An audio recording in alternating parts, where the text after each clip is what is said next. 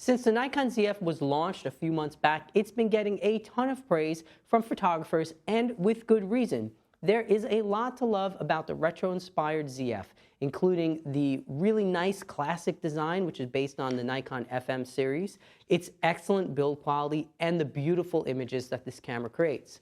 Now, some people are calling it the perfect retro camera, but in today's video, we're going to see how the Zf stacks up against the GOAT of retro camera design, Fujifilm. So today I give you the Nikon Zf versus the Fujifilm X-T5. What's up, everyone? Thanks for joining me as always today. My name is Pete. I am a professional portrait photographer based in New York, and I've been using Fujifilm as well as Canon cameras for many years for all of my professional portrait work. For the past year, I've almost exclusively used this camera, the Fujifilm X-T5, and I have a ton of experience with it for a variety of shooting situations and subjects. Now, as someone who loves the retro design and classic dials that we get from Fujifilm cameras, I was really excited when my friends at B&H Photo sent me a Nikon Zf with a 40mm f2 and 85-1.8 to try out for this video. One of the biggest complaints about the Zf that I heard from other reviewers is that you really need a grip for it.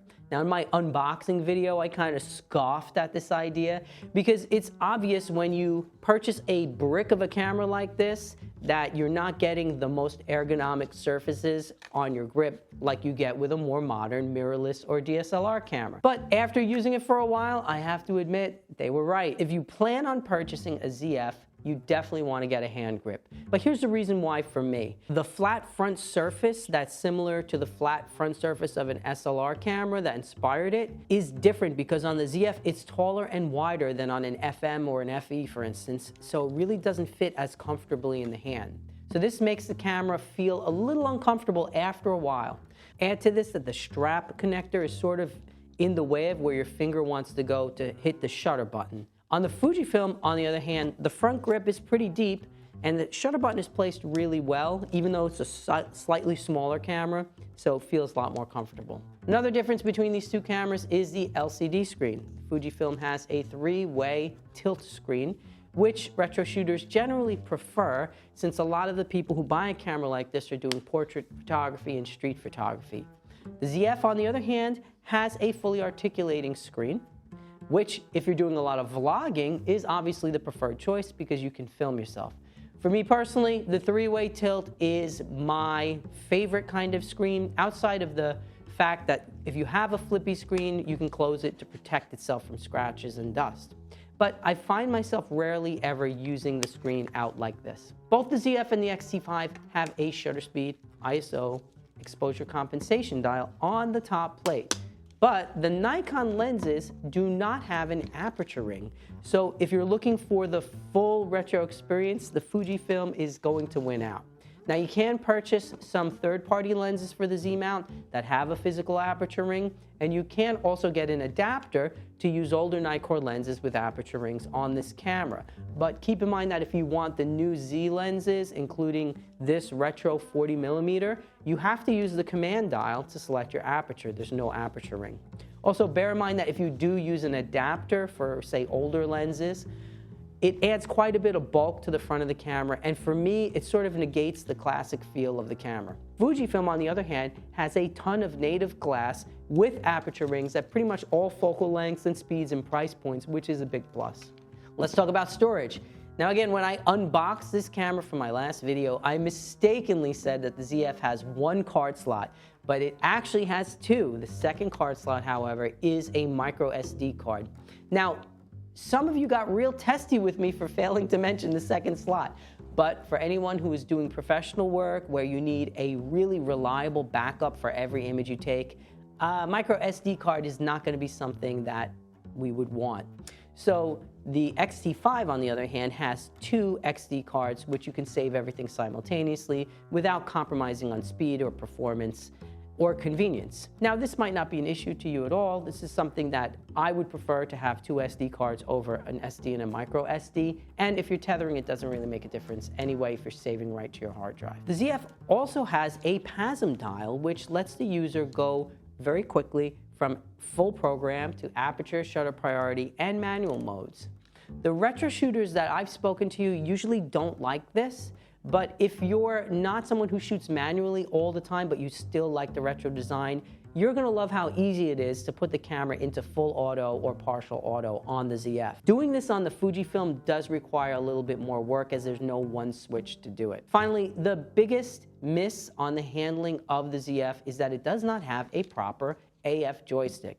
Instead, you have to use a D-pad to move the points around. The Fujifilm, on the other hand, has a well-placed extended joystick that makes it really easy to choose your focus points. Let's talk about build quality, because here the ZF really does shine. The camera is made extremely well with top dials that are made of brass and have a real satisfying click between each setting. The body of the camera is magnesium alloy and weather and dust resistant. When you first pick up the ZF, you know right away that you're holding a precision design machine that is robust through and through. The shutter has a real satisfying kerplunk that retro shooters will love. The X-T5, on the other hand, has received a lot of criticism for its build quality, especially regarding how easy it is to scratch the exterior surfaces. And I've actually found this to be true with my silver X-T5, as it has quite a few dings and scratches on the top plate and the bottom plate. Add to that the X-T5 does not feel as solid as the ZF, and the dials really don't have the same authoritative click to them. One big thing is the exposure compensation dial, which I much prefer on the Nikon because it's smaller and harder to change. On the Fuji, it's larger and a lot easier to move around. The ZF is a little larger and heavier, though, than the X-T5, so as an individual, you need to decide if that's a plus or a minus for you. For me, one of the beautiful things about the X-T5 is how compact and light it is, which has made it an ideal choice for me to carry along for family trips, to use for street photography, and also when I perform as a bass player, not to mention when I use for portraits all around New York and even in my studio. The AF speed and the accuracy on the ZF is very good, and when you set it to the subject and eye detect setting, it really does a great job finding people in your frame. However, I was a little surprised because there were times, more than a few times, where the ZF hunted for the subjects in a variety of lighting conditions, and it did take a little bit longer than what I thought it would originally to achieve focus. Now, this was both with the 40mm and the 85mm lens that I tested it with. The AF in the X-T5 is pretty good, although with its own quirks. So overall, I kind of found the AF between both of these cameras to be comparable, and they're both fast and accurate. I don't think it's going to be a problem for most people shooting with either one. I think you're going to be happy with the autofocus speed for stills on either camera. Another area where the ZF truly shines is in image quality. Now, I was really blown away by how sharp the images are from this full-frame 26-megapixel sensor. And in terms of the sharpness and the overall detail, the ZF is really on par with the X-T5's 40-megapixel sensor. I even tested the ZF against the Canon R5, and even there it held up really well. So if you pixel peep, I think you're going to be pleased with the images from this camera. But this does come with a caveat, and this is relating to color. When shooting in my studio under the exact same lighting conditions, same white balance, and similar settings, the ZF RAW files were a lot greener than the files from the Canon, which I tested it with. And this is not ideal for skin tones. Now, outside on a nice day, shooting family photos, this really wasn't as noticeable, so the colors from the ZF do look really nice. But it's definitely leaving something to be desired when I compare it to the color science from my Canon even, and especially from my Fujifilm camera, which really renders beautiful skin tones and color without having to adjust anything in post. Now, of course, you can edit the images, and when I did so, I got much better results. But if you're looking for a camera that does stuff straight out of camera and looks great, the Fuji is going to be the clear winner over Nikon and Canon, which is something I think most people already would have expected. I did love Nikon's native black and white mode, however, and putting aside my critique of the colors, the camera rendered really beautiful images, especially out on a gray day walking through a nature preserve. I shot a bunch of video clips with the ZF, some of which were in a very dark bar where I was photographing my friend's band playing.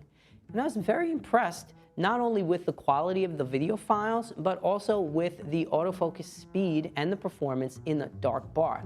In fact, I found that the video AF performance as well as the colors and contrast were all very, very good.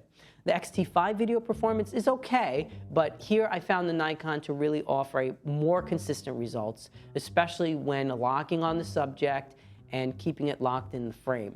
Now, I know that a lot of people are interested in video with the ZF, and I think that if you are looking to do a lot of video with this camera, you're going to be pleased with the quality and performance.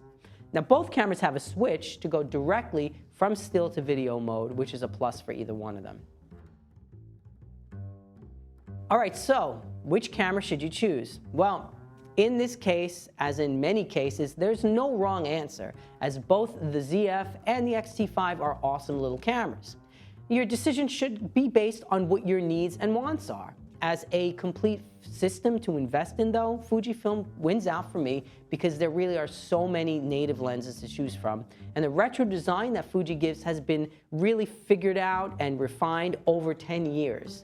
So it's not just about classic looks, it really functions very well. The Fuji color science, in my opinion, is the best out there. So if you're looking to do a lot of JPEG straight out of camera, I still think the Fuji is your best choice. The ZF wins out when it comes to build quality, and it really is a very beautiful camera that if you love classic Nikons, it's going to bring back fond memories for those of you who grew up in the film days and used older Nikons. And with an adapter, you can retrofit a ton of lenses to it too, although as I mentioned, I feel like you're making some sacrifices to do so. Now, at the end of the day, I think that you're going to be extremely happy with either of these cameras, as both of them offer excellent image quality, beautiful aesthetic and design, and a very nice build quality. So it's simply a matter of choosing which camera, and more importantly, which camera ecosystem you want to be a part of. Well, I hope you enjoyed this video as always, and special thanks to my partners at B&H for sending me a ZF to review.